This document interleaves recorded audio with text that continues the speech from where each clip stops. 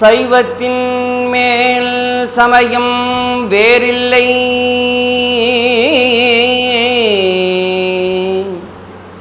சைவத்தின் மேல் சமயம் வேறு இல்லை. அதில் சார் சிவமாம் தெய்வத்தின் மேல் தெய்வம் இல்லெனும் நான் மறை செம்பொருள் வாய்மை வைத்த சீதிகள் தேவாரமும் திருவாசகமும் உய்வை தரச் செய்த நால்வர் பொற்றாள் எம் உயிர் துணையே. நால்வர் பொற்றாள் எம் உயிர் துணையே. தென்னாடுடைய சிவனே போற்றி, என் நாட்டவர்க்கும் இறைவா போற்றி. ஏகம் பத்துரையந்தாய் போற்றி, பாகம் பெண்ணுருவானாய் போற்றி. காவாய் கனகத்திரளே போற்றி, கைலை மலையானே போற்றி போற்றி. வெற்றிவேல் முருகனுக்கு அரோகரா. எல்லாம் வல்ல தர்மமிகு சென்னை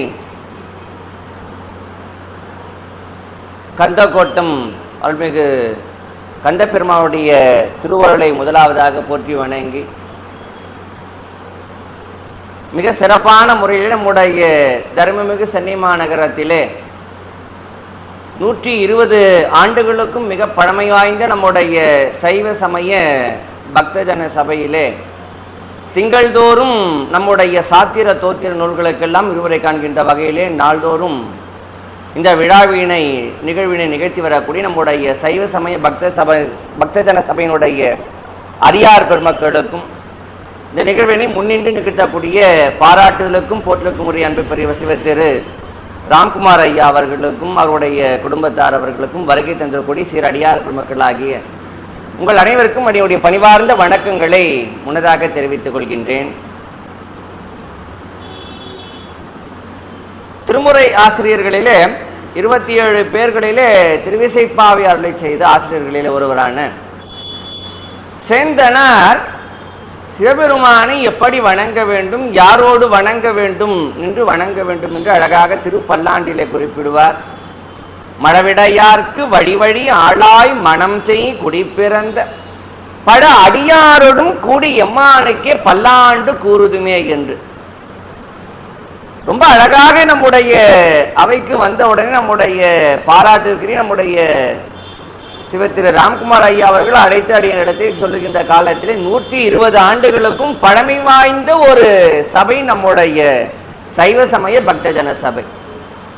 அதிலும் குறிப்பாக நம்முடைய சிவத்திரு கையப்பாக்கம் சிவத்திரு நம்முடைய சதாசிவம் செட்டியார் ஐயா அவர்களினாலே தாபிக்க பெற்று இன்றைக்கு 120 ஆண்டுகளை கடந்து சைவமும் தமிழும் தடைத்திரிதோங்கும் விதமாக நம்முடைய சென்னை மாநகரத்தில் நம்முடைய அமைப்பு திகழ்கின்றது, தொடர்ந்து நிகழ்த்தப்பெறுகின்றது. நம்முடைய திரு கைலாய பரம்பரை திருவாவூர் ஆதீனத்துடைய 23வது குருமுகா சன்னிதானம் அவருடைய திருக்கரங்களினாலே அற்புதமான அந்த விருதுகளை எல்லாம் அளிக்கப்பெற்று ஒரு அற்புதமான சபை அடியார் பெருமக்கள் என்கின்ற பொழுது உங்களோடு ஒருவனாக அடியேனும் ஒருவனாக நின்று இறைவனை தொழுவதிலே பெரும் மகிழ்வினை பெறுகின்றேன்.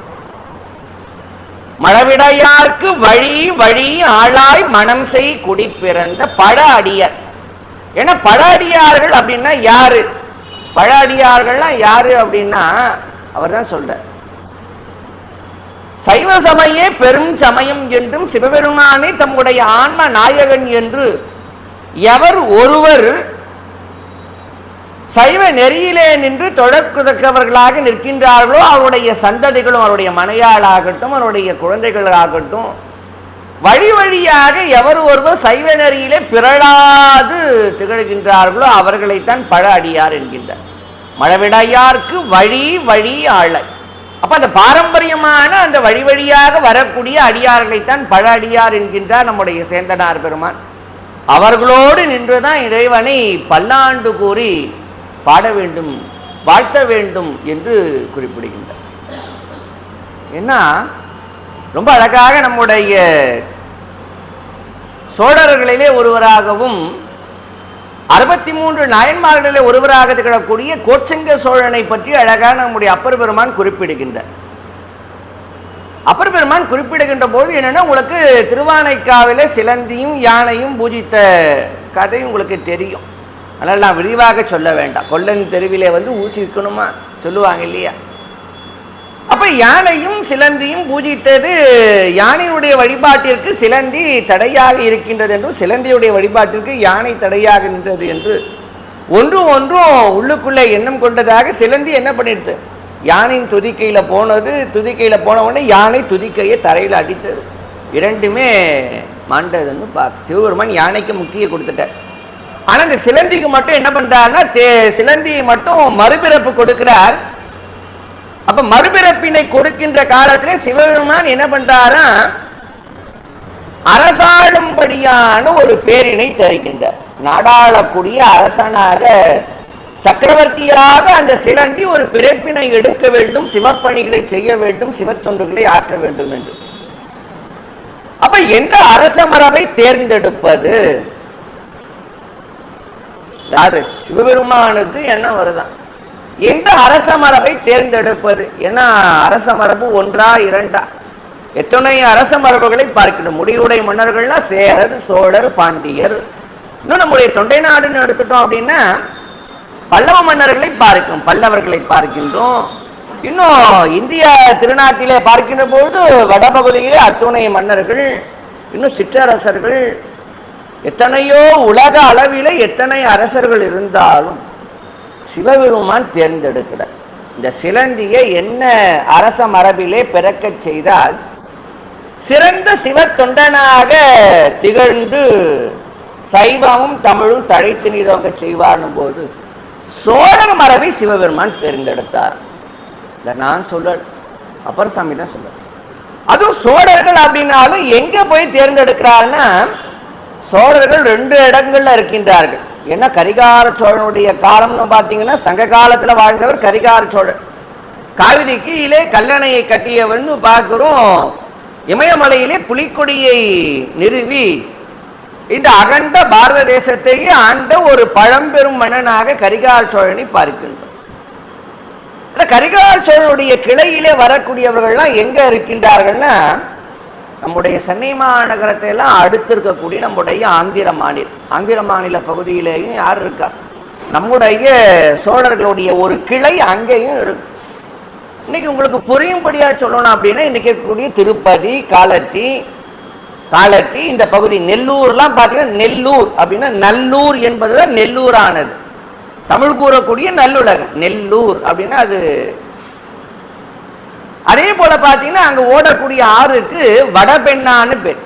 தமிழ்நாட்டில் ஓடக்கூடிய ஆறுக்கு பெண்ணை ஆறுன்னு பேர், தென்பெண்ணை. எங்க விழுப்புரத்தில் பார்க்கிறோம். அது போல ஆந்திர மாநிலத்தில் ஓடக்கூடிய அந்த ஆறிற்கு அங்கேயும் பெண்ணைன்னு பேரு. அது தமிழகத்துடைய வடபகுதி இருக்கனால வடபெண்ணைன்னு பேர். எதுக்கு சொல்ல வந்தேன்னா, அங்கேயும் இன்னைக்கும் அந்த அழகான தமிழ் பெயர்கள் ஆறுக்காகட்டும், மன்னனுக்காகட்டும், ஊர்களுக்காகட்டும் தமிழ் பெயர்கள்லாம் இன்னைக்கும் பார்க்கும். அப்ப அங்கே இருந்து அந்த கிளை வழியிலே வந்து சோழர்களை சொல்லுகின்ற காலத்தில் ரேநாட்டு சோழர்கள் என்றும் தெலுங்கு சோழர்கள் என்றும் சொல்லுவார்.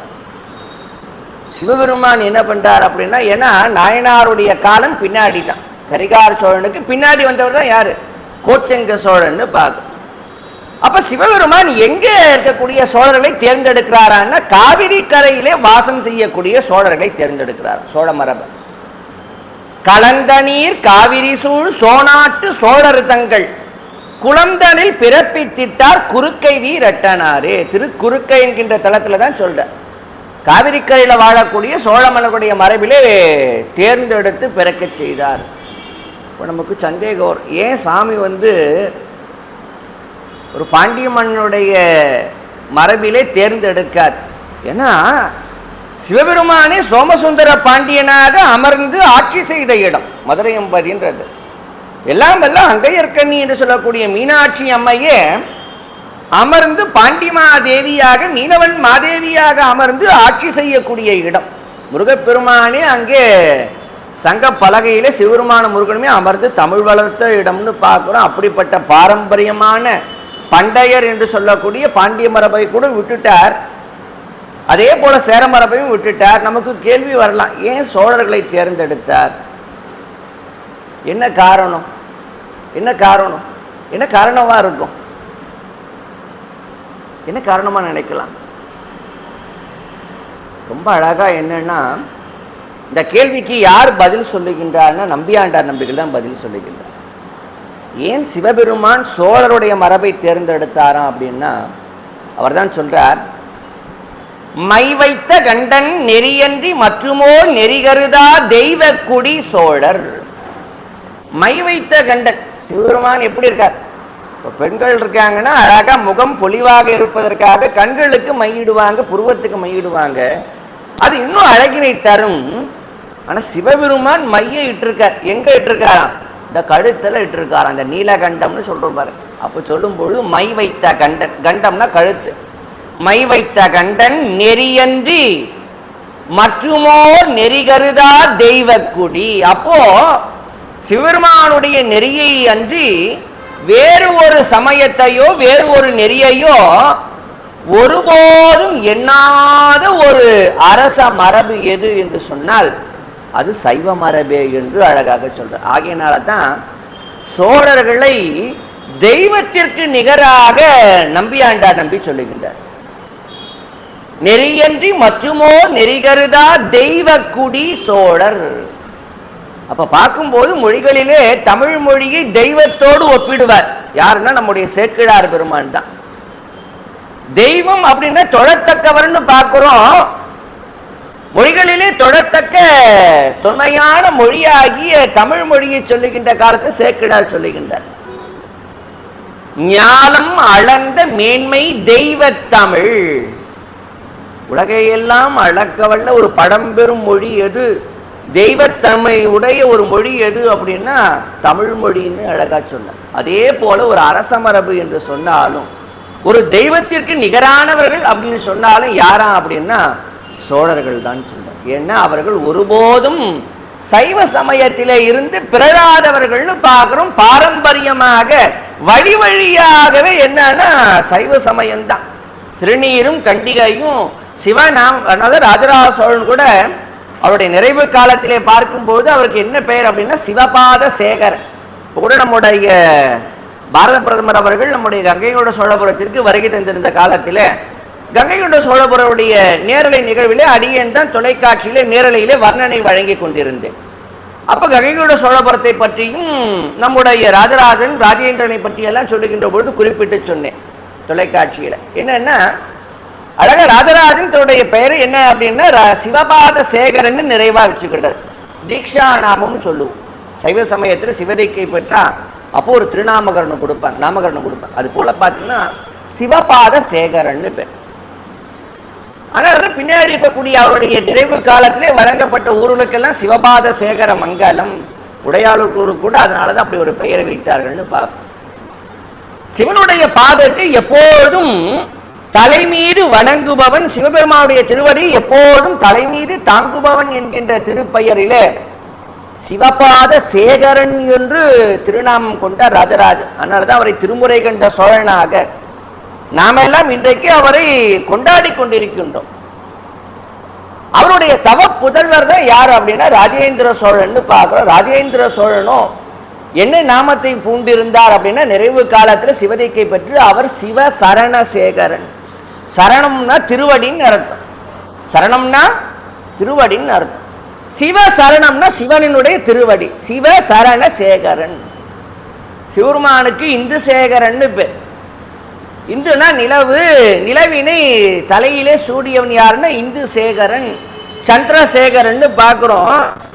ராஜேந்திர சோழன் என்ன நாமத்தை சூடிக்கொண்டார் என்று சொன்னால் தீக்கை நாமமாக சிவசரண சேகரன். சிவனுடைய திருவடியை எப்போதும் சிரம் மீது பணிபவன், சிவனுடைய திருவடியை எப்போதும் சிரம் மீது தாங்குபவன் என்கின்ற அந்த திருநாமத்தை பூண்டிருந்தார். பின்னாடி வந்து குலோத்துங்கனாகட்டும் மூன்ற குலோத்துங்கன் கூட பார்த்தீங்கன்னா சிரத்தின் மீது திருவடியையே அமைத்திருப்பார்கள். இன்னைக்கும் நம்முடைய திருவாவூரை அருகில் இருக்கக்கூடிய திருவாலங்காடு, மயிலாடுதுறையில் திருவாவூர் ஆதீனத்திற்கு முன்னதாக இருக்கக்கூடிய திருவாலங்காடு தென் திருவாலங்காடுன்னு பேரு.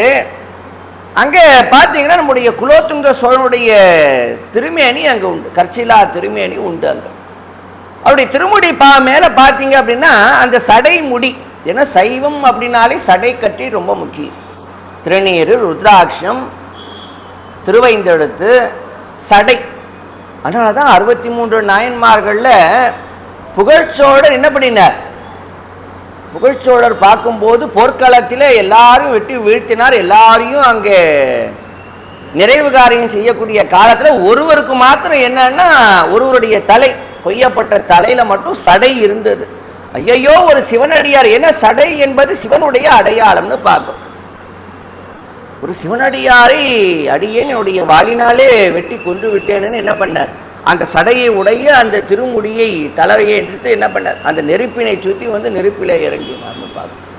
அப்போ சடை என்பது சிவபெருமானுடைய அடையாளம். அதனால தான் பாண்டிய மன்னர்களும் பார்த்தீங்கன்னா சடையவர்மன், சடை, ஜடாவர்மன், சடையவர்மன், சடை சிவபெருமானுக்கு உண்டாது போலயே. அப்ப திருவடியை இன்றைக்கும் அங்கே பார்க்கலாம் அவருடைய திருமேனிலை. இதற்கு சொல்ல வந்தேன் என்று சொன்னால், அப்படி வழி வழியாக பாண்டிய மரபுகளை ஏன் தேர்ந்தெடுக்கலாம் அப்படின்னா, உங்களுக்கு இடையில தெரியும், உங்களுக்கு இடையில என்னவாயிட்டாங்க, நம்முடைய கூன் பாண்டியன் சமண சமயத்தை சார்ந்து விட்டார். பாரம்பரியமாக வந்த சைவ சமயத்தில் வரக்கூடிய நம்முடைய பாண்டிய அரச மரபு இடையில என்ன ஆகி போயிட்டு, அப்படி ஏதோ ஒரு கால சூழ்நிலையில மாற்றத்தினாலே சமண சமயத்தை சார்ந்து ஆதரவாக நின்றார்.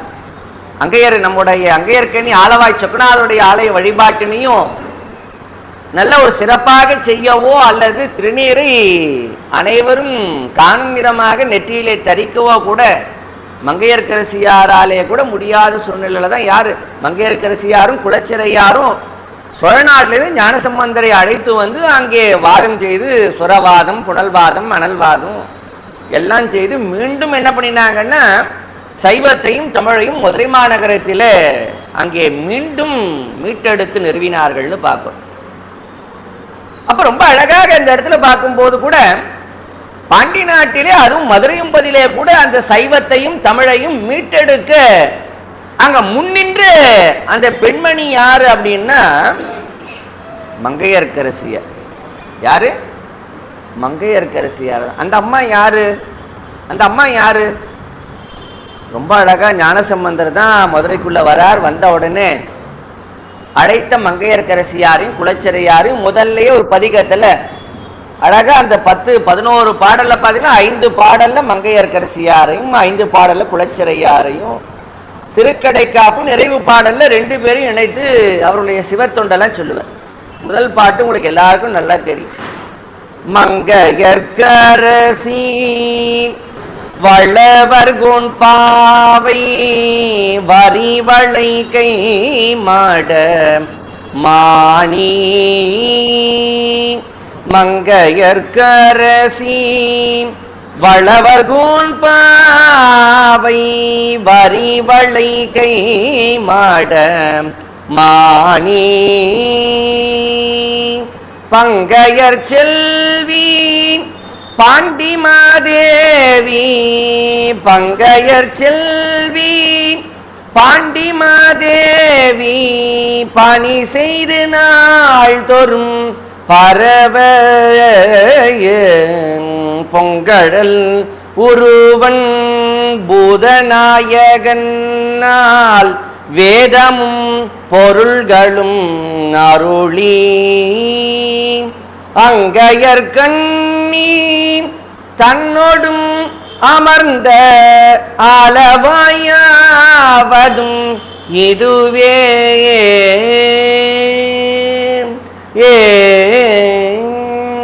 இந்த பாடல் எல்லாருக்கும் தெரியும், நம்ம அன்பர்களுக்கு எல்லாமே. இந்த பாடல்ல ஞானசம்பந்த பெருமான் அழகா முதல் துவக்கமே என்னன்னா மங்கையர்க்கு அரசி. அந்த அம்மாவோட உண்மையான பெயர்லாம் நமக்கு என்னன்னு தெரியல, உண்மையாவே தெரியல. ஞானசம்பந்தர் தான் என்னன்னா அந்த அம்மாவுடைய சிறப்பினை கருதி மங்கையர்க்கரசி என்கின்ற அந்த ஒரு சிறப்பு பெயரை சூட்டுகிறார். மங்கையர்களுக்கெல்லாம் அரசியாக திகழக்கூடியவள். அப்ப அழகா சொல்றாரு பாருங்க. அந்த அம்மா யார்? இப்ப பாண்டி நாட்டினுடைய அரசி மீனவன் மாதேவி பாண்டிமாதேவியா இருக்கா. தன்னுடைய புகுந்த இல்லமாகிய புகுந்த இல்லத்தையோ கணவரை பற்றியோ தான் இருக்கக்கூடிய இடத்தை பற்றியோ ஞானசம்பந்த பெருமாள் அந்த அம்மையாரோடு இணைத்து சொல்லாது முதல்ல என்ன சொல்றாரு பாருங்க, மங்கையர்க்கரசி வளவர் கோன் பாவை. வளவர் அப்படின்னா யாருன்னா சோழர்கள் அர்த்தம். சோழர்களுக்கு தான் வளவன்னு பேர். சோழருடைய மகளாக வந்தவள் தான் யாருன்னா மங்கையர்க்கரசி என்று ஞானசம்பந்த பெருமான் எடுத்த எடுப்பிலேயே சோழர்களை சொல்லி அப்புறம் தான் பின்னாடி என்ன சொல்றாரு, அடுத்த வரையில தான் அதுக்கு அடுத்துதான் பின்னாடி பார்க்கும்போது பங்கையர் செல்வி பாண்டிமாதேவி என்று பாண்டியனுடைய மனையாளாக இரண்டாவது தான் கேட்டார். அப்ப என்னன்னா பிறந்த அகம் புகுந்த அகம். ஞானசம்பந்தர் என்ன பண்றார் இந்த பதிகத்துல சொல்லும் போது பிறந்த வீட்டையும் சொல்றார் புகுந்த வீடு. அதுல பிறந்த வீடு தான் ஒரு பெண்ணுக்கு என்னன்னா ரொம்ப ஈடுபாடு உடைய இடம், பிறந்து வளர்ந்து இடம். அப்ப பார்க்கும்போது என்ன சோழர்களை சொல்லி சோழர்குல பெண்ணாகத்தான் காண்கின்றோம். யாரு? சோழருடைய மகள் தான் மங்கையர்க்கரசி. அப்போ பாண்டி நாட்டிலே சைவத்தையும் தமிழையும் மீட்டெடுப்பதற்கு ஒரு பெரிதும் முன்னின்று அதை செயல்படுத்தியவள் யாருன்னா மங்கையர்க்கரசியார் தான். மங்கையர்க்கரசியார் இல்லைன்னா அந்த அம்மையாருடைய ஒரு பெரும் முயற்சியும் அவருடைய முயற்சிக்கு ஒரு குலச்சிறையாருடைய ஒரு துணையும் அப்புறம் அதுக்கப்புறம் இறை திருவருள நம்முடைய ஞானசம்பந்த பெருமாளுடைய குரு அருளும் இல்லை என்றால் இல்லை. அப்போ பார்க்கும்போது என்னன்னா ஒரு பெண் என்பவள் எப்படி இருக்கணும் அப்படின்னா பிறந்த வீட்டிற்கும் பெருமையை தேடி தரணும். புகுந்த இல்லம் செல்கின்றோம்னா புகுந்த வீட்டுக்கு என்ன பெருமை இருக்கோ அந்த பெருமையும் தூக்கி நிறுத்தணும். எப்படி? பிறந்த வீட்டு பெருமையும் காப்பாற்றணும். பிறந்த வீட்டையும் புகுந்த வீட்டில் போய் விட்டு கொடுத்துடக்கூடாது. அவர்களுடைய மதிப்பையும் சற்றும் குறைக்கக்கூடிய அளவிலே நம்முடைய சொல்லோ செயலோ இருக்கக்கூடாது ஒரு பெண்ணுக்கு, இல்லையா? அதே போல புகுந்த வீட்டுடைய பெருமை என்னவோ அந்த பெருமையை எல்லாம் முன்னோர்கள் எல்லாம் எப்படி இருந்தாங்க, பெரியவங்கெல்லாம் எப்படி நடந்துக்கிட்டாங்க, இருக்கக்கூடிய பெரியவங்கள்ட்ட எப்படி நடக்கணும், அந்த வீட்டுக்கு ஒரு பெருமை இருக்குன்னா அந்த பெருமையை நாம என்ன பண்ணணும், போற்றி பாதுகாக்கணும். அந்த பெருமையை இன்னும் மேலே தூக்கணுமே தவிர மேல் நோக்கி கொண்டு செல்லணுமே கூட அதை சற்றும் குறைவுபடுத்திடக்கூடாது. ஆகினாலதான் அந்த அம்மாவை என்ன சொன்னார், மங்கையர்க்கு அரசினர். பிறந்த வீடு அப்படின்னா பாரம்பரியமான தெய்வ குடியாகிய சிவபெருமானுடைய திருநீரும் ருத்ராட்சத்தையும் திருவைந்தெழுத்தையும் போற்றி பரவக்கூடிய தெய்வ குடியாகிய சோழர் மரபில் பிறந்தவள். சைவ சமயே உயிர் மூச்சு. புகுந்த இல்லத்துல இப்படி ஒரு சூழ்நிலை சமண சமயத்தின்பால் சார்ந்து தமிழும் அழிவின் விளிம்பிலே இருக்கு, சமயமும் அழிவின் விளிம்பிலே இருக்கு. ஆகினாலதான் என்னன்னா அந்த அம்மா புகுந்த வீட்டு பெருமையை தூக்கி நிறுத்துறாள். அப்ப பார்க்கும்போது எப்பேற்பட்ட சிறப்பு சோழர்கள். ஆகினாலதான் பாண்டி நாட்டிலேயும் மீட்டெடுத்தவர்கள் யார் அப்படின்னா சோழர்குல பெண்ணாகிய மங்கையர்க்கரசி தான். ஆகினாலதான் சிவபெருமான் என்ன பண்ணாரு, சோழர் மரபை தேர்ந்தெடுத்தார். கலந்த நீர் காவிரி சூழ் சோனாட்டு சோழர் தங்கள் குளந்தனில் புறப்பித்திட்டார் குறுக்கை நீர் எட்டனாரு. நானா சொன்னா எல்லாம் சண்டைக்கு வந்துடுறாரு. நான் சொல்லல, இதை சொல்லக்கூடியவர் யாருன்னா திருநாவுக்கரசர் சொல்லுகின்றார். அப்போ எதுக்கு சொல்ல வந்தேன்னா அந்த ஒரு பாரம்பரியம், அந்த ஒரு பாரம்பரியமாக வழி வழியாக அந்த உணர்வு சொல்லி கொடுத்து வராது. எப்படி சொல்லி கொடுத்தெல்லாம் வராது, அது உணர்விலேயே குருதியிலேயே பிறப்பிலேயே கலந்து வந்தாதான் அந்த சிவத்தொண்டை செய்ய முடியும், அந்த நெறியில நிற்க முடியும், சிவபூசை செய்ய முடியும், சாத்திர தோத்திரங்கள்லாம் கேட்க முடியும். எல்லாராலையும் திருநீரை பூச முடியுமான முடியாது. எல்லாராலையும் சிவாய நம்ம சிவாய நம்மன்னு வாயால சொல்ல முடியுமான முடியாது. அவன் அருள் இருந்தால்தான் முடியும், இல்லையா? அவனுடைய அருள் இருந்தால் அவன் அருளாலே அவன் தாழ் வணங்கி, இல்லையா? அவனுடைய அருள் இருந்தாதான் அவனை வணங்க முடியும். அவனுடைய அருள் இருந்தாதான் சிவாய நம்ம சொல்ல முடியும். அவனுடைய அருள் இருந்தாதான் அழகாக நம்முடைய திருநீற்றை கூட அவனுடைய நாமத்தை சொல்லி தரிக்க முடியும். கருவாய் கிடந்துன் கருளை நினையும் கருத்துடைய உருவாய் தெரிந்து உந்தன் நாமம் பயின்றேன் உனதருளால் திருவாய் பொலிய. திருவாய் பொலிய உனது அருளால், நல்ல கவனிக்கணும், உனது அருளால் திருவாய் பொலிய சிவாய நம என்று நீரணிந்தேன் தருவாய் சிவகதினி பாதிரி புலியூர் அருள். அப்போ அவனுடைய அருள் இருந்தாதான் திருநீரை தரிக்க முடியும், திருவைந்தடத்தை ஓத முடியும். அப்போ என்னன்னா அழகாக நம்முடைய தர்மமிகு சென்னை, வள்ளல் பெருமான் சொன்னதை போல தர்மமிகு சென்னையிலே நம்முடைய கந்தகோட்டத்தை சார்ந்து சைவ சமய பக்தஜன சபை என்று சொல்லக்கூடிய ஒரு சபையை நம்முடைய நினைவில் வாழக்கூடிய நம்முடைய அன்பு பெரியோர் நம்முடைய கையப்பாக்கம் சதாசிவம் செட்டியார் ஐயா அவர்கள் அழகாக தாபித்திருக்கின்றார்கள். இன்றைக்கு அந்த தொண்டு, அந்த சமயம், இந்த மண்ணிலே சைவமும் தமிழும் தழைத்து நீதோங்கக்கூடிய அளவிலே இன்றைக்கு வாழையடி வாழை என வந்த திருக்கூட்டத்தினராக திகழக்கூடிய அன்பிற்கினிய பெரியவர்கள் நம்முடைய சைவ சமய பக்தஜன சபையைச் சேர்ந்த அன்பர்கள், அருளாளர்கள், வரக்கூடிய அடியார் மக்கள் அனைவருமே. அப்போ என்னன்னா, உங்களோடு அடியேனும் ஒருவனாக இந்த அவையில், ஏன்னா இந்த அவையில் முதல் முறையாக நான் இன்னைக்கு தான் பேசுகின்றேன். ஆனால் இந்த அவைக்கும் எங்களோட குடும்பத்துக்கும் பார்த்தீங்கன்னா தொடர்பு கிட்டத்தட்ட 55 ஆண்டுகளுக்கும் மேலே. ஏன்னா என்னுடைய தந்தையார் தர்மயாதீன புலவர் திருமுறை களஞ்சியம் என்கே பிரபாகரமூர்த்தி ஐயா அவர்கள் நம்முடைய அவையில் நிறைய முறை பேசியிருக்காங்க. கிட்டத்தட்ட பார்த்தீங்கன்னா அவர்கள் இப்போ சமீபமாக இல்லை, ஆனால் முன்னாடி நிறைய பேசியிருக்காங்க. 50 ஆண்டுகளுக்கெல்லாம் முன்னாடி நம்முடைய அவையில் பேசியிருக்கேன்னா, அப்போ பார்க்கும்போது என்ன இந்த அவைக்கு வரணும்னு போது அழைப்பு நம்முடைய பாராட்டுக்கு நம்முடைய சிவ திரு ராம்குமார் ஐயாவுடைய மகனார் அன்பிற்கினிய சகோதரர் நம்முடைய மருத்துவர் அண்ணாமலை அவர்கள் அழைக்கின்ற காலத்தில் அப்போ சொன்னேன், ரொம்ப என்னுடைய தந்தையார் உரையாற்றிய இடம், ரொம்ப இது அவைக்கும் எங்களுக்கும் ரொம்ப ஒரு தொடர்பு. எங்கள் அப்பாவுக்கு என்னென்னா, இங்கே அப்போ இருந்து அவங்க அம்மையார் ஒருத்தவங்க சரஸ்வதி அம்மையார்னு பேர். அப்போ சொல்லும்போது சரஸ்வதி அம்மையார் நம்ம திருவான்மியூரில் கிழக்கு மாடவீதி குளக்கரையில் ரொம்ப ஒரு அவ்வளோ பிரியம் அன்பிற்கினியவர்கள். தாய் இல்லாத, தாய் தந்தை அல்லாத என்னுடைய தாயாரை அன்பு மகளாக பாவித்து, என்னுடைய தாய் தந்தையர் திருமணத்துக்கு பிறகு ரொம்ப ஒரு தாயாக இருந்து என்னோட தாய்க்கு எல்லாவற்றையும் அந்த ஒரு உற்ற துணையாக தாயாகவே இருந்து, அந்த தாய்மானவ சாமி எப்படி நம்முடைய திருச்சிராப்பள்ளியிலையோ அப்படி இருந்தவர்கள் அம்மையார் அவர்கள். ஏன்னா அந்த ஒரு சிவத்தொண்டு, அடியார் தொண்டு அம்மையார் இருந்து செய்கிறது எல்லாமே இந்த அவை, இந்த அரங்கத்தில் தான். ஆகையினால என்னென்னா அவர்களுடைய நினைவுகள் எல்லாம் அவர்கள் அவசியம் வருகின்றேன், அவசியம் அந்த இடத்துல உட்காரணும் அப்படின்னும் போதே அவருடைய நினைவு ஞாபகம், அவருடைய ஆசீர்வாதம், பெரியவர்களுடைய ஆசீர்வாதம் எல்லாம் கிடைக்கக்கூடிய இடம் என்று. அப்போ அழகாக என்ன தலைப்பில் பேசலான்னு போது அப்போ கேட்டாங்க. நான் சொன்ன அழகாக என்னென்னா, விகட சக்கரன் மெய்ப்பதம் போற்றுவாம். இப்போ பொதுவாக பார்த்தீங்கன்னா நமக்கு அழகாக தெரியும், விகட சக்கரன் மெய்ப்பதம் போற்றுவாம் அப்படின்னா நமக்கு டக்குன்னு அந்த பாடல் ஞாபகம் வரும், கந்தபுராணம் இல்லைங்களா? பொதுவாக பார்த்தீங்கன்னா எந்த ஒரு செயலை செய்வதாக இருந்தாலும் என்ன பண்ணுவோம் அப்படின்னா, விநாயகரை வணங்கித்தான் ஒரு வழிபாடுகளை செய்வோம். ஒரு ஆலயங்கள் ஆகட்டும், ஆலயங்களில் கூட பார்த்தீங்கன்னா ஒரு ஓமம் ஆகட்டும், ஒரு உற்சவம் சொல்லக்கூடிய ஒரு பிரம்மோற்சவம் ஆகட்டும், முதல்ல விநாயகர் பெருமான் அன்னைக்கே விநாயகருடைய வழிபாடு, விநாயகர் புறப்பாடு, அதுக்கப்புறம் தான் எல்லாமே இல்லைங்களா? நம்ம வீடு கட்டினா கூட வீடுக்கு முதல்ல ஒரு கணபதி ஹோமம் பாட்டி விநாயகர் வழிபட்டு தான் சொல்லுவோம்.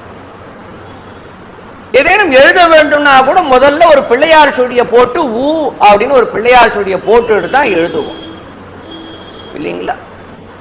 அப்ப எந்த ஒரு செயலை செய்வதாக இருந்தாலும் முதலிலே விநாயகரை வழிபட்ட பின்னர் தான் எந்த ஒரு செயலையும் செய்வது நம்முடைய பெரியவர்கள் வகுத்து தந்தது. அந்த வழியில தான் இன்னைக்கும் நாமளும் இருக்கோம்.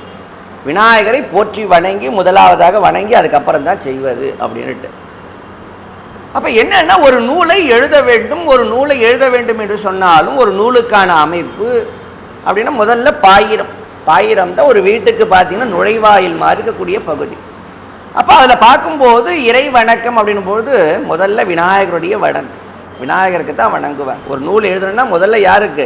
விநாயகர் துதி தான். அப்போது நம்முடைய தரையிடங்களும் பதிகளில் காஞ்சியம் தலம் என்று சொல்லக்கூடிய காஞ்சி மாநகர், தொண்டை நாடுனா தொண்டை நாட்டுக்கு தலைநகரம் காஞ்சிபுரம் தான். கச்சியப்ப சிவாச்சாரியன் சொன்ன தரையிடங்களும் பதிகளில் காஞ்சியம் தலம், முக்தி தலங்கள் 7 முக்கியமாம் காஞ்சி. முக்தி ஸ்தலங்கள் 7 உண்டு. அந்த 7லையும் முக்கியமானது என்ன? காஞ்சிபுரம்னு பார்க்குறோம். நகரேஷு காஞ்சி, விழவரா காஞ்சி என்றெல்லாம் போற்றக்கூடிய காஞ்சி மாநகரில் திகழக்கூடிய குமரகோட்டம் முருகப்பெருமான். எப்படி நம்முடைய கந்தகோட்டத்தில் இங்கே முருகப்பெருமானை சேவிக்கிறோமோ அது போல் காஞ்சிபுரம்னா குமரகோட்டம்.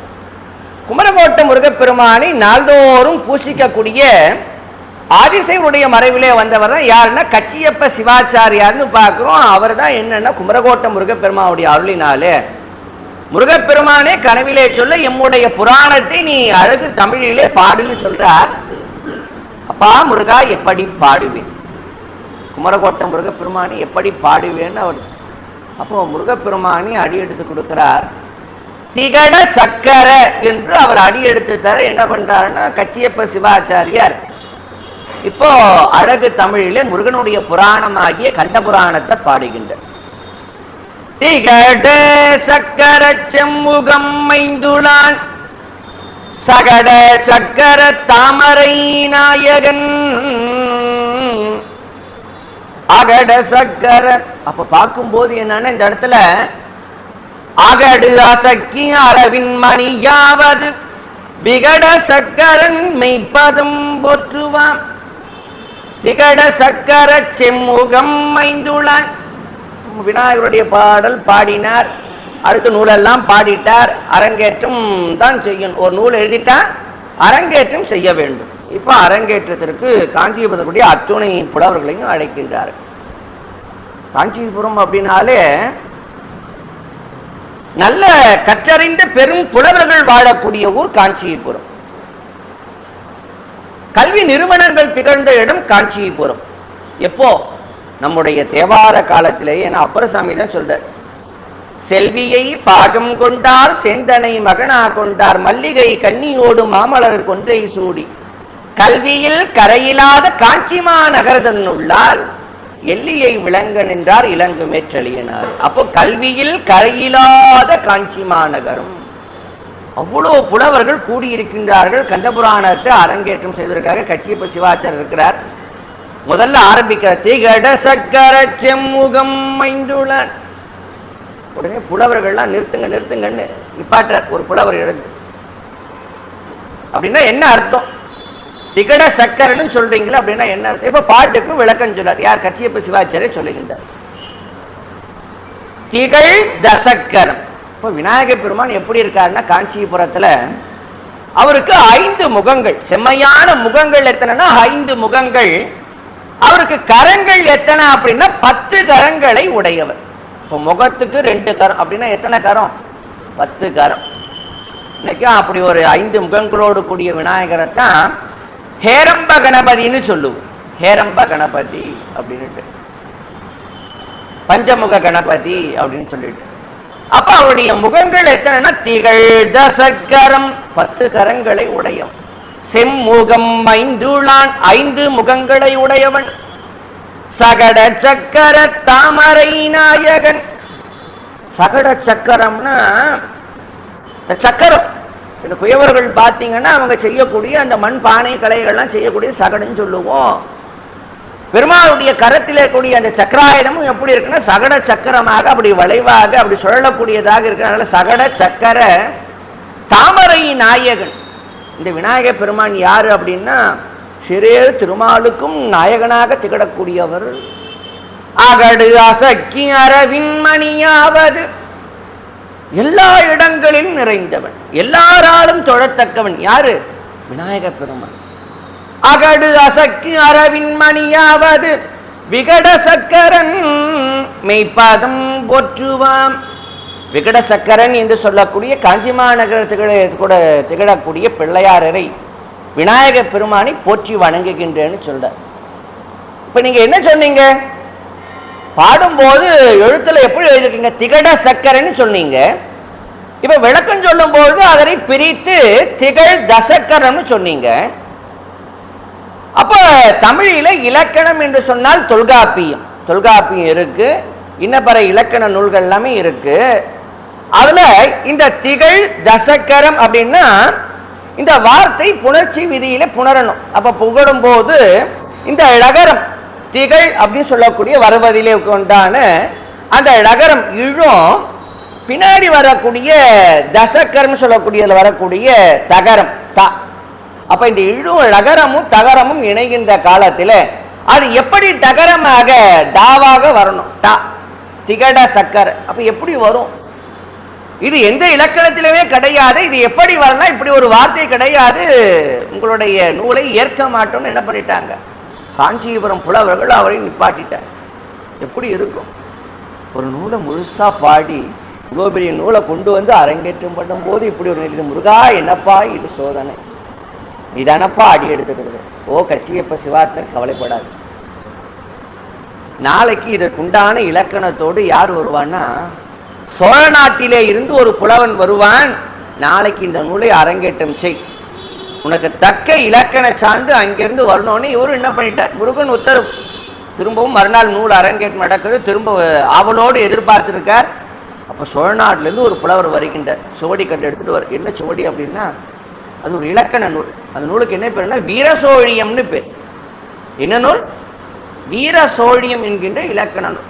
அப்போ அதில் தான் இந்த திகழ்தசக்கரன்றதுக்கு அந்த வார்த்தையும் அது ழகரமும் தகரமும் இணைந்து அது தகரமாக மாறும் என்று சொல்லக்கூடிய அந்த இலக்கண குறிப்புகள் அதில் இருப்பதை கண்டு அனைவரும் ஏற்றுக்கொண்டார்கள்னு பார்க்க.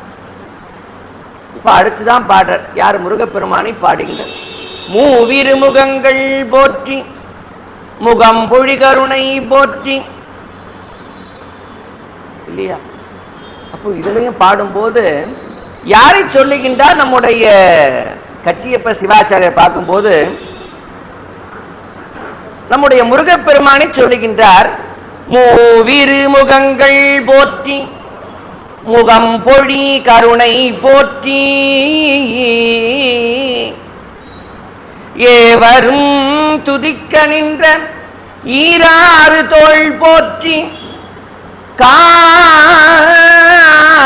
மாநகர் வைகும் செவ்வேள் மலரடி போற்றி, காஞ்சி மாவடி வைகும் செவ்வேள் மலரடி போற்றி, அண்ணான் சேவலும் மயிலும் போற்றி, திரு கைவேல் போற்றி போற்றி. இந்த ரெண்டு பாட்டையும் கவனிச்சிங்க அப்படின்னா ஒரு குறிப்பு நமக்கு கிடைக்கும். நூல் பாடின இடம், பாடியவர், அரங்கேற்றம் செய்யக்கூடிய இடம் எல்லாம் எங்க? காஞ்சிபுரத்தில் இருக்கக்கூடிய குமரக்கோட்டம். ஆனால் நூலில் எடுத்த உடனே விநாயகர் பெருமானை பாடுகின்றார். எந்த விநாயகரை பாடுகின்றார்? ஒரு ஆலயம்னு சொன்ன ஒரு ஆலயத்தில் விநாயகருக்கு சன்னதி இருக்கும். அதுவும் ஒரு சன்னதி இருக்காது. ஒரு சிவன் கோயில் போனோன்னா எத்தனை பிள்ளையாரை பார்க்கலாம்? நிறைய பிள்ளையார் இருப்பார். பார்த்தீங்கன்னா அனுக்கிய கணபதினு இருப்பார், துவார கணபதி இருப்பார், இல்லைங்களா? 63 நாயன்மார்கள் அங்கே ஒரு விநாயகர் இருப்பார். சுற்றி சுற்றி ஒரு ஒரு பிரகாரத்தில் அங்கங்கே அத்தனை பிள்ளையார். ஒரு சிவன் கோயிலுக்குள்ளே போனாலே அத்தனை பிள்ளையாரை பார்ப்போம். ஒரு முருகன் கோயிலுக்குள்ளே போனாலும் அத்தனை பிள்ளையார். குமரக்கோட்டத்துலேயும் முருகன் உண்டா, பிள்ளையார் உண்டானா உண்டு. எல்லா ஆலயத்திலையும் பிள்ளையார் உண்டு. காஞ்சிபுரத்தில் ஏராளமான விநாயகருடைய ஆலயங்கள் உண்டு. ரொம்ப பார்த்தீங்கன்னா அழகாக வித்தியாசமான பேர். சங்குபாணி விநாயகர், ஏலேலசிங்க விநாயகர், இல்லையா? அப்போ நிறைய விநாயகர்லாம் உண்டு. ஆனால் என்ன விநாயகரை முதல்ல பாடினார்னா கச்சியப்ப சிவாச்சாரியார் விகட சக்கர விநாயகரை தான் பாடுகிறார். இந்த விகட சக்கர விநாயகர் எங்கே இருக்கார்? ஏன்னா காஞ்சிபுரம் பல்லவருடைய காலத்திலேயே பல சிவாலயங்களை உடையது. கட்சி பலதளியும் ஏகம்பத்தும் கைலாய நாதனையே காணலாமே. பல சிவாலயங்களுடைய காஞ்சி மாநகரில் எங்கே இருக்கார்? இந்த காஞ்சி மாநகரத்திற்கே உரிய தல விநாயகர்னா கட்சி ஏகம்பத்தில் தான் இருக்கார். எங்கே இருக்கார்? ஏகாம்பரநாதருடைய ஆலயத்தில். இன்னைக்கு பார்த்தீங்கன்னா அந்த பிரம்மாண்டமான உயர்ந்த ராஜகோபுரம், 16 கால் மண்டபம், ராஜகோபுரம். ராஜகோபுரத்துக்கு பக்கத்துலேயே இங்கே பார்த்தீங்கன்னா பெரிய பிள்ளையார் இருப்பார். இந்த பக்கம் ஆறுமுகசாமி இருப்பார். அப்படி கோபுரத்துக்கு உள்ளே நுழைஞ்சு போனால் நேராக ஒரு மண்டபம் இருக்கும். அது சரப மண்டபம்னு பேர். ஏகாம்பரநாதர் ஏலவார் கோயிலியோடு அந்த பல்வேறு விதமான வாகனங்களிலே அவர் மேலே எழுந்தருளை பண்ணி அவர் திருவீதிக்கு வரக்கூடிய சரப மண்டபம். அது பக்கத்திலேயே பார்த்தீங்கன்னா காம்பவுண்டு சுவத்தில், மதில் சுவத்தில் ஒரு ஆர்ச் மாதிரி போட்டு ஒரு வாசல் இருக்கும். திட்டி வாசல்னு பேர். அந்த வாசல் இருக்கும். அது வழியாக தான் நம்ம உள்ளே போய் அடுத்த கோபுர வழியாக உள்ளே போய் ஏகாம்பரநாதரை தரிசிக்க போவோம். ஆனால் அதுக்கு இடது பக்கம் பார்த்தீங்கன்னா ஒரு காம்பவுண்டு சுவர் போட்டு மறைச்சி வச்சுருப்பாங்க. அங்கே தான் இருக்கக்கூடிய இடத்துக்கு தான் கம்பா நதின்னு பேர். உள்ள ஒரு குளமாக இருக்கும். எல்லாம் வல்ல எளவார்குழி காமாட்சி அம்மை ஏகம்பவானை பூசித்த அந்த கம்பா நதி. அந்த கம்பா நதியை அடுத்த மாதிரியே 1000 கால் மண்டபம். அந்த 1000 கால் மண்டபத்தில் தான் பார்த்தீங்கன்னா பெரிய ராஜகோபுரம் இருக்கும். இது இப்போ நம்ம பார்க்குற பெரிய ராஜகோபுரம் கிருஷ்ணதேவராயர் காலத்தில் அவர் கட்டினது. 500 வருஷத்துக்குள்ளே கட்டினது. 500 வருஷத்துக்கு உள்ள கட்டினது தான் இன்னைக்கு நம்ம பார்க்கக்கூடிய பிரதான ராஜகோபுரம். ஆனால் சோழனுடைய காலத்திற்கு பிறகெல்லாம் தொடர்ந்து இருந்த ராஜகோபுரம் ஏகாம்பரநாதருடைய ஆலயத்தின் பிரதான ராஜகோபுரம் எதுன்னா அந்த கம்பா நதின்னு சொல்லக்கூடிய கம்பமா நதியும் ஆயிரங்கால் மண்டபத்திற்கும் இடையில இருக்கக்கூடிய பெரிய ராஜகோபுரம் தான். அந்த ராஜகோபுர வாசல்ல தான் யார் இருப்பா? விகட சக்கர விநாயகர் பெருமான் இருப்பார்னு பார்ப்போம். எப்பவும் கேட்டு பூட்டியே இருக்கும். அந்த ராஜகோபுர கதவு கிரில் கேட்டு பூட்டியே வச்சிருப்பாங்க. கம்பா நதி வழியா உள்ள போறதுக்கும் பூட்டி வச்சிருப்பாங்க. பெரிய கோயிலாட்சி, பாதுகாப்பு குறைவு. ஆனால் அந்த விநாயகரை எல்லா நாளிலும் போய் தரிசிக்க முடியுமான்னு அவரை தரிசிக்க முடியாது. அவர் தான் காஞ்சிபுரத்தில் இருக்கக்கூடிய அத்துணை ஆலயங்களுக்கும் அந்த தலத்திற்கே உண்டான, காஞ்சி மாநகருக்கே உண்டான தல விநாயகர் தான் யாரு? விகட சக்கர விநாயகர் தான். அவர் அந்த ராஜகோபுரத்து வாசலை தான் எப்ப தரிசிக்கலாம், எப்ப அவரை கண்ணுற்று கையெடுத்து வணங்கலான ஏகாம்பரநாதர் எப்ப புறப்பாடு ஆகின்றாரோ, எப்ப ஏகாம்பரநாதர் திருவீதிக்கு எழுந்தெழுகின்றாரோ அப்ப என்ன பண்ணுவாங்கன்னா, அப்பதான் அந்த கோபுர வாசல் கதவு திறக்கப்படும். அந்த கோபுர வாசல் வழியா அப்படி வருவார். விகட சக்கர விநாயகர் வழியா வந்து அப்புறம் தான் சரப மண்டபத்திற்கே வந்து மேல வாகனத்துக்கு எழுந்தருளி அப்புறம் பெரிய ராஜகோபுர வழியா சாமி திருவீதிக்கு எழுந்தருள்வார்னு பார்க்கும். அப்ப எதுக்கு சொல்ல வந்தேன் என்று சொன்னால், தல விநாயகர் என்று சொல்லக்கூடிய விநாயகர் யாருன்னா காஞ்சிபுரத்தில் ஏகாம்பரநாதருடைய ஆலயத்துக்குரிய விகட சக்கர விநாயகர். அடுத்து முருகனை பற்றி பாடினார் இல்லையா? அப்ப முருகனை பாடும்போது குமரகோட்ட முருகப்பெருமானை முதல்ல பாடாம எந்த முருகனை பாடுகின்றார் அப்படின்னா, கச்சியப்ப சிவாஜி எங்க பாடுறாரு? ஏகாம்பரநாதருடைய ஆலயத்திலே திகழக்கூடிய அந்த மாமரத்தின் கீழ் இருக்கக்கூடிய முருகப்பெருமான். ஏன்னா அங்கதான் எப்படி இருக்கார் ஏகாம்பரநாதர்னா, உமையோடு பாகனாக உமாதேவியோடும் நடுமுல யார் இருக்கா? குட்டி குழந்தைய முருகப்பெருமான் இருக்கார். சோமாஸ்கந்த வடிவம் பார்த்தீங்கன்னா சாமி அப்படி அமர்ந்திருக்கும். அதனால அந்த பால முருகனாக சுவாமி மடி மீது உட்கார்ந்துட்டு இருக்கார் யாரு? முருகப்பெருமான். அதனால அவருக்கு பேரே மாவடி ஸ்கந்தர்னே பேர், மாவு மரத்துக்கு கீழே இருக்கிறதுனால. அதனால்தான் மாவடி வைகும் செவ்வேள் மலரடி போற்றி. அப்ப பாருங்க, குமரகோட்டத்தை காட்டிலும் காலத்தால் தொன்மையான ஒரு தெய்வ தானம் எது? முருகப்பெருமானுக்கு உண்டான தானம் எது? விநாயகப் பெருமானுக்கு உண்டான தானம் எது? காஞ்சிபுரத்திலே அத்துணை சிவாலயங்கள் இருந்தாலும் அத்துணை சிவாலயங்களிலேயும் உயிர் தானம், காஞ்சிபுரத்துக்கே உயிராக திகழக்கூடிய தானம் எது அப்படின்னா அது கச்சியேகம்பம் என்று நம்முடைய காஞ்சி புராணத்திலே நம்முடைய சிவஞான முனிவர் தான் குறிப்பிடுகின்றார். அப்போ எதுக்கு சொல்ல வந்தேன் என்று சொன்னால், அங்க இருக்கக்கூடிய விநாயகருக்கு அவ்வளவு சிறப்பு. அவரை வணங்கித்தான் அத்துணை நூல்களுமே பாடப்பட்டன. அவருடைய அருளினால் தான் அத்துணை சிறப்புகளும் அனைவருக்குமே கிடைக்கப்பட்டனன்னு பார்க்கிறோம். நம்முடைய தென்னூர் கடலும் வடநூர் கடலும் நிலை கண்டுணர்ந்த மாதவ சிவஞான யோகிகளும் அழகாக காஞ்சி புராணம் என்று சொல்லக்கூடிய அற்புதமான புராணத்தை பாடுகின்றார். அப்படி பாடுகின்ற காலத்தில் முதல்ல யாரை வணங்குகின்றார்னு சொன்னா, நம்முடைய விகட சக்கர விநாயகர் பெருமானைத்தான் வணங்குகின்றார். ரொம்ப அழகா சொல்றார் பாருங்க. விழிமலர் பூசனை இயற்றி திருநெடுமால் பெரும் ஆழி மீள வாங்கி வழியொழுகா சலந்தரன்மை குருதிபடி முடை நாற்றம் மாறும் மாற்றால் பொழி மதநீர் விரை ஏற்றி விகட நட பூசை கொண்டு புதிதா நல்கி படிதபுதன் தாதையினும் புகழ் படைத்த மத மாவை பணிதல் செய்வாம்.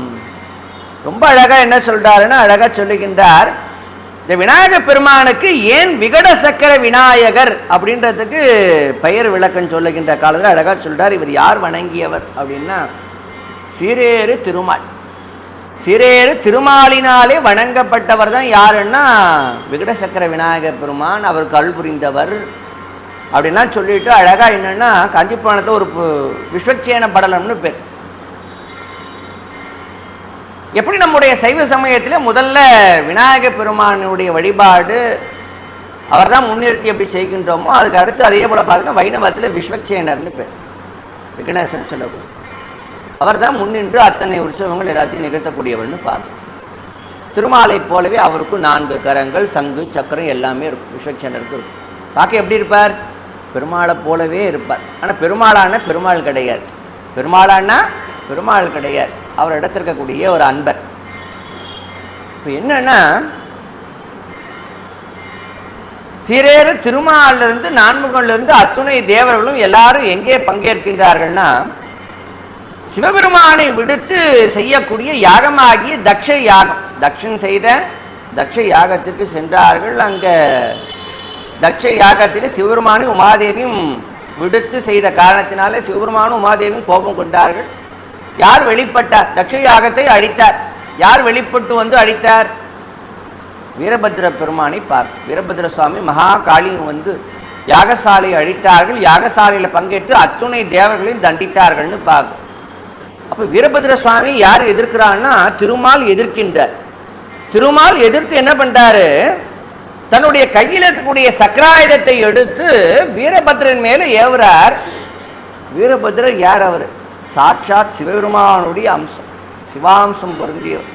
அவர் மேல போய் சக்கராயுதத்தை திருமால் ஏவிய உடனே அந்த சக்கரத்தை வீரபத்ரனுடைய மார்பிலே திகழ்ந்த அந்த கபால மாலை, இந்த கபால மாலையில பார்த்தீங்கன்னா ஒரு கபாலன்னா ஒரு மண்டையோடு இல்லையா, அந்த மண்டையோட்டில் என்ன ஆயிடுச்சுன்னா திடீர்னு அது ஒன்று வாயை திறந்துட்டு அவர் மேலே ஏவிய சக்கரை எங்கே போயிட்டு அந்த கபால மாலையில் இருக்கக்கூடிய ஒரு கபாலத்தினுடைய வாயிலே சென்று மறைந்து விட்டது. இப்போ இவர் எப்படி இருக்காரு? வைகுந்தத்தில் எப்படி இருக்காருன்னா கையிலே தனக்குண்டான ஆயுதமாகி சக்கராயுதம் இல்லாமல் இருக்கார். விஸ்வக்சேனர் வருகின்றார். சுவாமி, தாங்கள் இப்படி கவலையோடு இருக்கலாமா? என்னப்பா செய்யறது? என்ன செய்யறது? உழவனானவன் நிலத்தை உழ வேண்டும் என்று சொன்னால் ஏற்கலப்பை ரொம்ப அவசியம். என்ன அவசியம்? ஏற்கலப்பு ரொம்ப அவசியம். ஏற்கலப்பை இல்லாத உழவு தொழிலை எப்படி ஒரு உழவன் செய்ய முற்படுவானோ, காத்தல் தொழிலை செய்ய வேண்டியவன் யான். உலகத்தில் அத்தனை பேர்கிட்ட இருந்து எல்லாரையும் காப்பாற்றணும். அப்போ அதுக்கு சக்கராயுதம் தான் ரொம்ப பிரதானமான ஆயுதம். தீயவர்களையும் அசுரர்களையும் அழிக்கக்கூடியது. கையில் உண்டான சக்கராயுதம் இல்லாது நான் போய் எப்படி அவர்களை எல்லாம் அழிப்பேன்னு போது தான், அப்போது கவலைப்படாதீர்கள் சுவாமி, கவலைப்படாதீர்கள். அந்த சக்கராயுதம் எங்கே இருக்குது? வீரபத்ரர் பால் இருக்குது. நீங்கள் என்ன மகா பைரவமூர்த்தி அவருடைய கையில் இருக்கக்கூடிய சூலாயுதத்தினாலே என்னை குத்தி அவருடைய சூலாயுதத்திலே தரித்திருந்த காலத்தில் எமக்காக இறங்கி அவரிடத்தே இருந்து என்னை விடுவிக்க செய்தவர் தாங்கள் தான். அதற்கு கைமாறாக நான் என்ன பண்ணுறேன்னா வீரபத்ரர் பால் நான் செல்கின்றேன். உங்களுக்கு உண்டான அந்த சக்கரத்தை யாரு? நான் வாங்கி வருகின்றேன்னு யாரு புறப்பட்டு வரா? வைகுந்தத்திலிருந்து விஸ்வக்சேனர் வருகின்றார். நேராக இங்கே வீரபத்ரனுடைய இருக்கக்கூடிய திருவாயிலை அடைகின்றார். அங்கே இருக்கக்கூடிய பானுகோபன் விட்டவர்களாம் என்ன பண்ணிட்டாங்க? விஸ்வக்சேனரை உள்ளேயே அனுமதிக்கலை.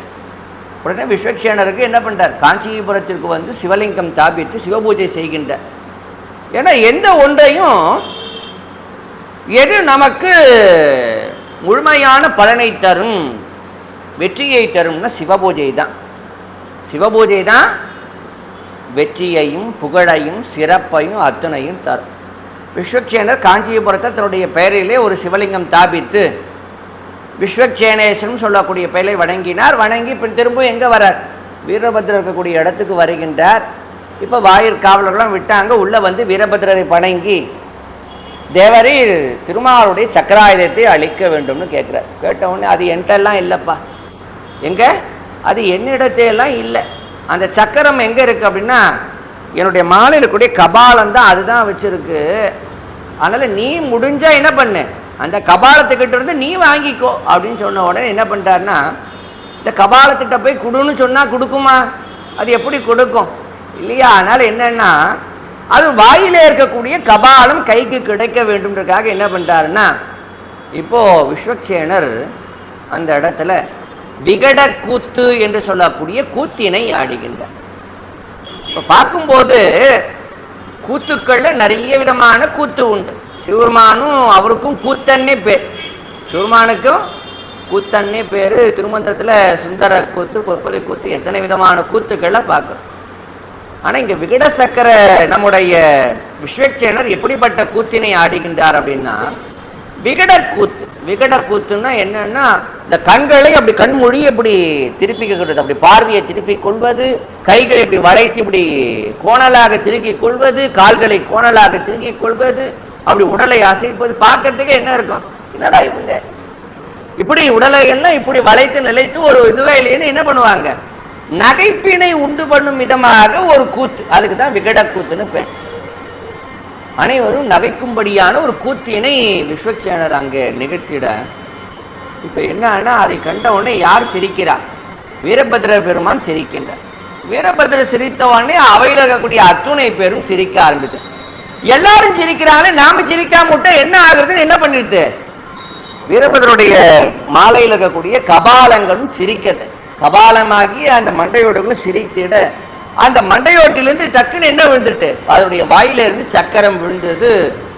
ஓடி போய் அதை எடுக்கலான்னு யார் வரா, விஸ்வக்சேனர் வருகின்றார். ஆனால் விஸ்வக்சேனர் எடுத்தாரா அப்படின்னா எடுக்கல. இப்போ எங்க வந்துட்டாரு, நம்முடைய மூத்த பிள்ளையார் என்று சொல்லக்கூடிய விநாயக பெருமான் என்ன பண்ணிட்டாரு, ஓடி போய் அந்த சக்கராயுதத்தை அவர் எடுத்துக்கொண்டார். எடுத்துக்கொண்ட உடனே இப்போ விஸ்வக்சேனர் பார்க்கிறார், தேவரே, கணங்களுக்கெல்லாம் அதிபதியாக இருக்கக்கூடிய மகா கணபதியே, தேவரே, மூத்த பிள்ளையார் பெருமானே, தாங்கள் தான் எனக்கு என்ன பண்ணும், இந்த சக்கராயுதத்தை தர வேண்டும். அப்படியா, வீரபத்ரன் முன்னாடி நீ என்ன பண்ணின, விகட கூத்தினை ஆடினாய் அல்லவா, யாவரும் நகைக்கும் விதமாக. அந்த விகட கூத்தை என் முன்னும் ஆடும்னு சொன்ன உடனே என்ன பண்ணார், மீண்டும் விநாயகருக்காக அந்த நகைப்பினை உண்டு பண்ணும் விதமாக அந்த விகட கூத்தினை ஆடினார். விநாயகர் பெருமானும் என்ன பண்ணினாராம், மகிழ்ந்து அந்த சக்கராயுதத்தை அவர்கிட்ட கொடுக்கிறாராம். யார்கிட்ட, விஸ்வக்சேனர் கிட்ட கொடுக்க, அப்ப அதை கொண்டு வந்து வைகுந்தத்திலே திருமாலிடத்திலே சேர்ப்பித்து அங்கே சொல்ல, இப்ப விஸ்வக்சேனர் எல்லாரையும் சொல்லும் போது அவர் என்ன பண்ணார், திருமாலும், அப்படியா அங்க நீ அந்த விகட கூத்தை ஆடினாயா, நான் அந்த கூத்தை காணாது ஒழிந்தேனே, நீ என் முன்னும் அந்த கூத்தை ஆடுனாராம். இதுதான் சொல்லுவாங்க இல்லையா, ஒரு இடத்துல செய்ய போனா அதையே திரும்ப திரும்ப திரும்ப திரும்ப சொல்ல செய்வது. அப்ப அது போல என்னன்னா, அப்ப அந்த சக்கராயுதத்தை இப்ப ஏன் விகட சக்கர நம்முடைய விநாயகர் பெருமான் அங்க ஓடி போய் எடுத்தார், மீண்டும் விஸ்வக்சேனர் கொடுத்தார். அவருக்கு கொடுத்த காரணத்தினால அவருக்கு என்ன பேர் வந்தது, இப்போ விகட சக்கர விநாயகர்னு பேர். அப்போ என்ன காரணமா, இதை தான் அழகா நம்முடைய காஞ்சி புராணத்தில் நம்முடைய சிவஞானம் சொல்லுகின்றார். விழிமலர் பூசனை இயற்றி திரு நெடுமால் பெரும் மாழி மீள வாங்கி வழியொழுகா சலந்தரன்மை குருதிபடி முடை நாற்றும் மாறும் மாற்றால். அப்போ என்னன்னா, மகாவிஷ்ணு கையில ஏற்கனவே ஒரு சக்கராயுதம் இருந்தது. அந்த சக்கராயுதம் இருந்த காலத்தில் அது என்ன பண்ணினார்னா, ததீசி மகரிஷின்னு சொல்லக்கூடிய மகரிஷி மீது ஏவினார். அவரும் எப்படிப்பட்ட வரம் வாங்கியிருந்தார்னா, இந்த உடல் அழியாத வஜ்ர யாக்கை. எப்படிப்பட்ட யாக்கை, வஜ்ர யாக்கையை பெற்றார்னு பார்க்கும். அவர் மீது அந்த சக்கரத்தை ஏவின உடனே என்ன ஆயிட்டுன்னா, அந்த சக்கரத்துடைய அந்த கூறு என்ன ஆயிட்டு, ஷார்ப்னஸ் என்ன ஆகி போயிடுச்சு, மங்கி போனதுன்னு பார்க்கும். இப்போ ஒரு ஆயுதம் இருக்கு, கத்தி இருக்கு, ஆயுதம் இருக்குன்னா எப்படி இருக்கணும், நல்ல ஷார்ப்பா இல்லையா. அப்பதான் ஒரு காய்கறிகள் நறுக்கிறனாலும் ஆகட்டும், ஒரு காய்கறி நறுக்கிறதுக்கு ஒரு அருவாமனை ஆகட்டும், கத்தியாகட்டும், எல்லாம் எப்படி பண்ணும், அப்பப்போ ஷார்ப் பண்ணாதான் அது நல்லா நறுக்கும். அப்போ உலகத்துல அத்துணை உயிர்களையும் திருமால் காக்க வேண்டும் என்று சொன்னால் அந்த சக்கரம் எப்படி இருக்கணும், நல்ல ஷார்ப்னஸா இருக்கணும். ஆனா இப்ப என்ன ஆகி போச்சு, ததீசி மேல ஏவின காரணத்தினாலே சக்கரம் பார்க்க. அப்போ என்ன பண்ணுறாருன்னா, அப்போ திரும்ப அந்த சக்கரை விடுத்து இப்போ ரெண்டாவது இன்னொரு சக்கரம் அது யார் மேலே, சலந்தரன் மீது ஏவினார்னு பார்க்கும். சிவபெருமான் இடத்தை வாங்கினார், சக்கராயுதத்தை வாங்கினார். எப்படி வாங்கினார், 1000 மலர்களை கொண்டு நாள்தோறும் அர்ச்சித்தார். ஒரு மலர் குறைந்தது, ஒரு தாமரை மலர் குறைந்தது கண்ணையே எடுத்து வைத்தார். திருவேழிமலையில் சக்கராயுதம் கொடுத்தார். திருமால் பேரும் அதே நிகழ்வு தான் இன்னைக்கும் நம்ம பார்ப்போம். திருமால் பேரில் இன்னைக்கும் சுவாமிக்கு நேராக யார் இருப்பான்னு, நந்தியம் பெருமானுக்கு நேராக நம்முடைய திருமால் அங்க வணங்கிய நிலையில இருப்பார். திருவேழிமலையிலையும் பார்க்க சுவாமியுடைய பாதத்தில் அந்த தாமரை மலர் அதே போல கண்மலர், அவருடைய பாதத்துல கண்மலரை பார்க்கலாம் திருவேழிமலையில. நம்முடைய திருவாரூர் ஆதீனத்துக்கு சொந்தமான அற்புதமான சிவாலயம் மாப்பிள்ளை சுவாமி விழிநாத சுவாமி ஆலயத்துல பார்க்கலாம். அப்ப அப்படிப்பட்ட அந்த சக்கராயுதத்தை யார் மீது ஏவினார்? சலந்தரன் மீது ஏவினார். சலந்தரன் மீது ஏவியனால என்ன ஆயிட்டு? சக்கராயுதம் முழுக்க குருதியும் உடை நாட்டம். ஆயுதங்கள்ல குருதி தோய்ந்தா என்னவாகும்? நாளாக அதை சரியா சுத்தம் பண்ணாம விட்டுட்டோன்னா அதுல இருந்து ஒரு இல்லையா ஒரு ஸ்மெல் வரும்னு பார்க்கும். அது இல்லாமல் அதனுடைய சிறப்புக்கு என்னன்னா குறைஞ்சு போகும். விநாயக பெருமான் ஓடி போய் ஏன் எடுத்தாராம் அப்படின்னா, அந்த சக்கராயுதம் சிவபெருமானினாலே வழங்கப்பட்ட ஆயுதம்.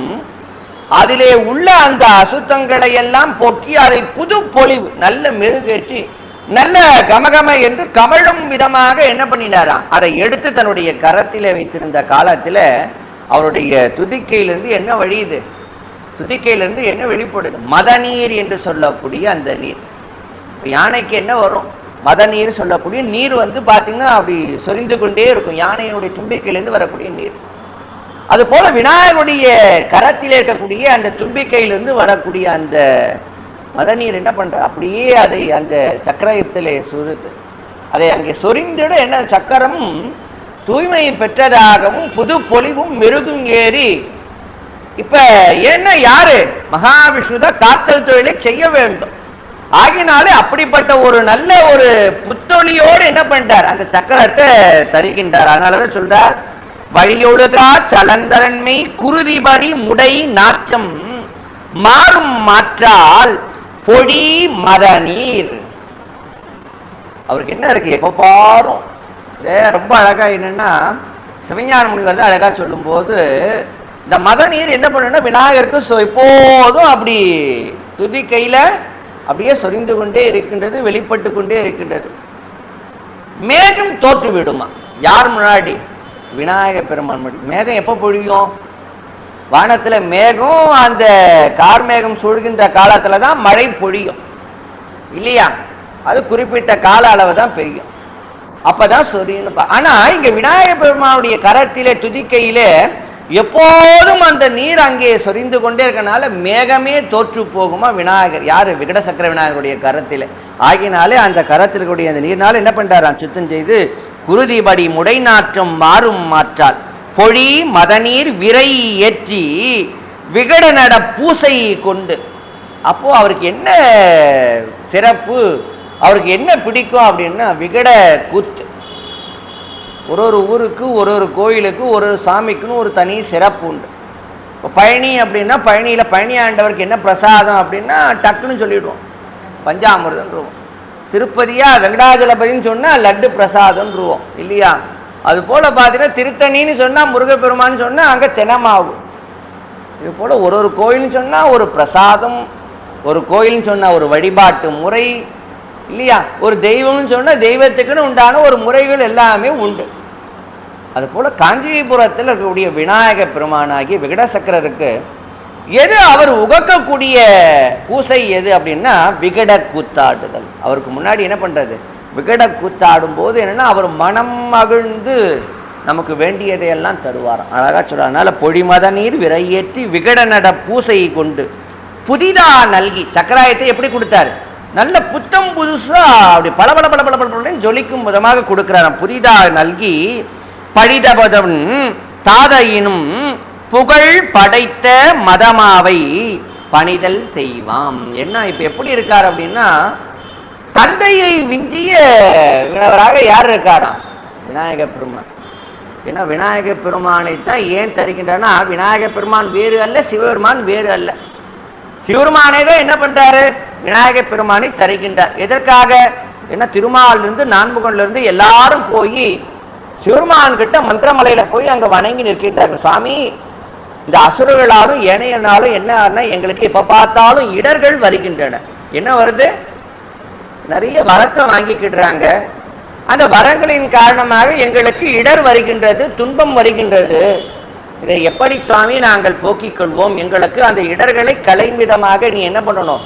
தேவரே தாமே அல்புரிய வேண்டும்னு தேவர்கள் எல்லாம் கேட்கக்கூடிய காலத்துல சாமி என்ன பண்றாருன்னா, உமாதேவியோடு அழகாக அந்த மந்திரமலையிலே அந்த சித்திர மண்டபம் எப்படி அழகா பாருங்க, நம்முடைய பக்தஜன சபையில எப்படி சுத்தி சுத்தி எங்க பார்த்தாலும் அழகான வண்ண சித்திரங்களை காண்கின்றோமோ அது போல அந்த சித்திர மண்டபத்திலே உமாதேவியோடு எழுந்தருளுகின்றார். எழுந்தருளக்கூடிய காலத்தில் ஒவ்வொரு சித்திரங்களாக பார்க்க வரும்போது ஒரு சித்திரத்தை பார்த்தவொடனே உமாதேவிக்கு சந்தேகம் வந்துட்டு, சுவாமி இது என்ன சுவாமி அப்படின்னு.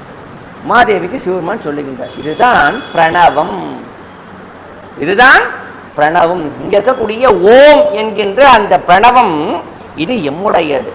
பக்கத்துல ஒரு பிரணவம் இருக்கு இல்லையா, உம அப்படின்னு சொல்லக்கூடிய அந்த பிரணவம் அது உம்முடையது அப்படின்னு சொன்ன உடனே இந்த பிரணவத்தின் சிறப்பு என்ன சாமின்னு கேட்கும்போது அழகா சிவபெருமான் சொல்றார், ஓம் என்கின்ற எம்முடைய பிரணவமாகிய இந்த பிரணவம் மும்மூர்த்திகளை தந்தது. பிரம்மா விஷ்ணு ருத்ரன் சொல்லக்கூடிய மூவரையும் தந்தது ஓம் என்கின்ற பிரணவம். உம என்று சொல்லக்கூடிய உம்முடைய பிரணவம் முச்சக்திகளாக திகழக்கூடிய கலைமகள் அலைமகள் மலைமகளாகிய மூவரையும் தந்தது அப்படின்னு சொன்ன உடனே உமாதேவி என்ன சொல்லுகின்றாள்னா, சுவாமி இந்த இரண்டு பிரணவங்களும் எப்படி இருக்குன்னா யானையினுடைய வடிவமாக இருக்கு. ஓ எப்படி இருக்கு, ஓன்னு போட்டனா எப்படி இருக்கும், யானையோட முகம் தும்பிக்கை மாதிரி இருக்கும். ஓ இல்லையா, ஓங்காரம். உகரம் இன்னைக்கு பிள்ளையார் சொல்லி போடுறோம் இல்லையா, பிள்ளையார் சொல்லி போடுறோம், எப்படி போடுறோம், ஊ போடுறோம்.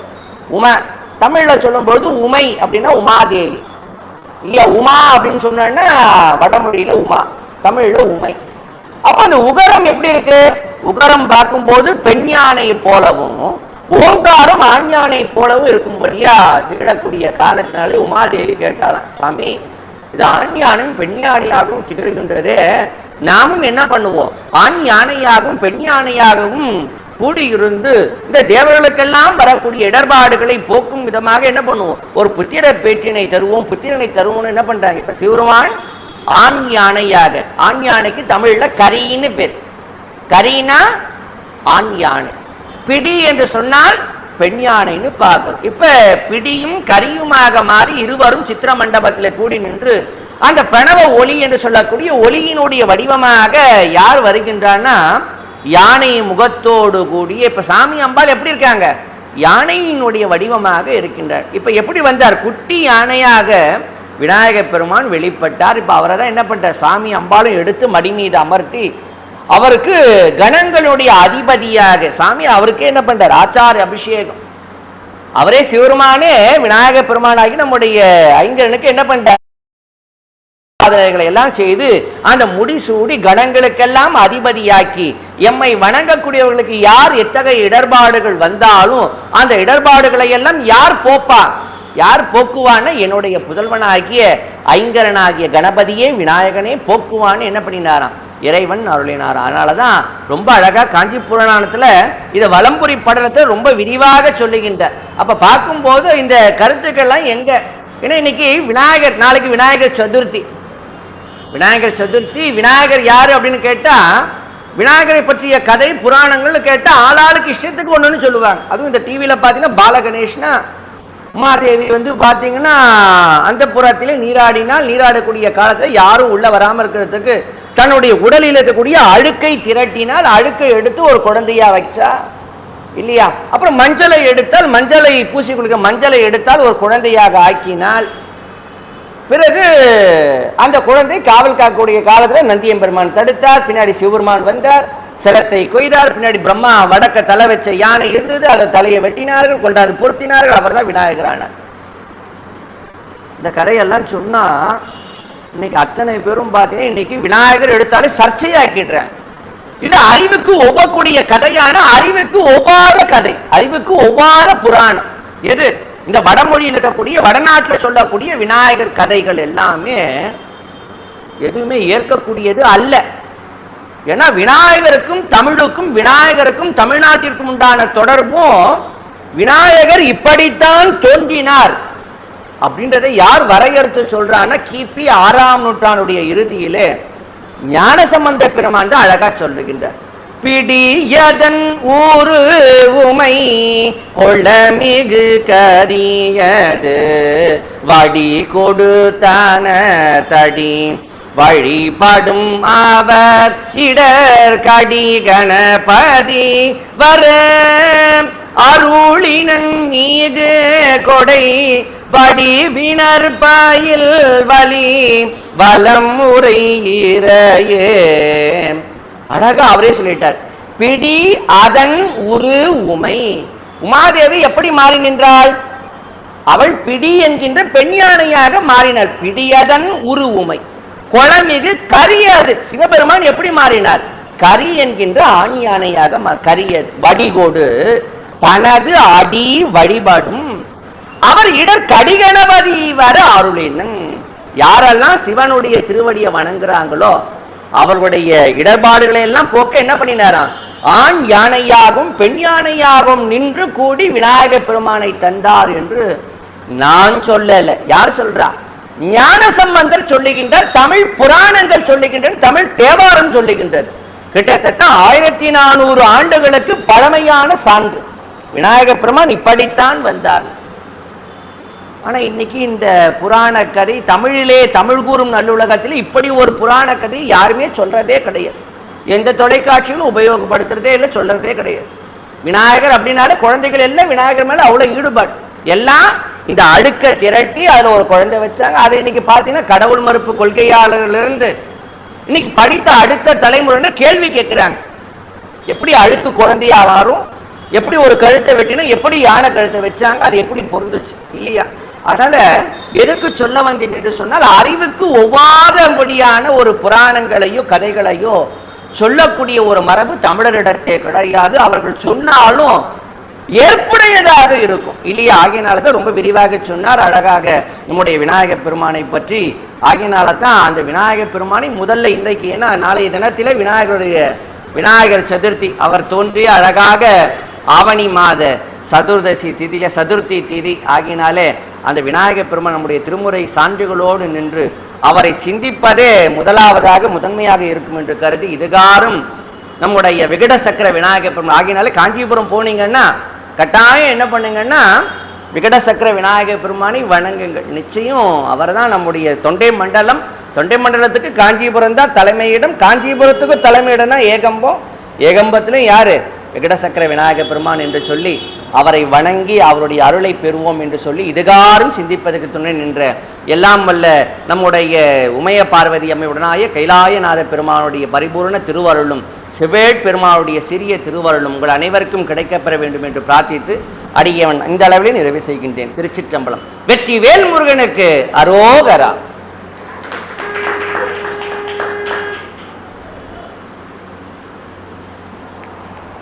என்னங்கம்மா? ஓ பிரசாத். ஓ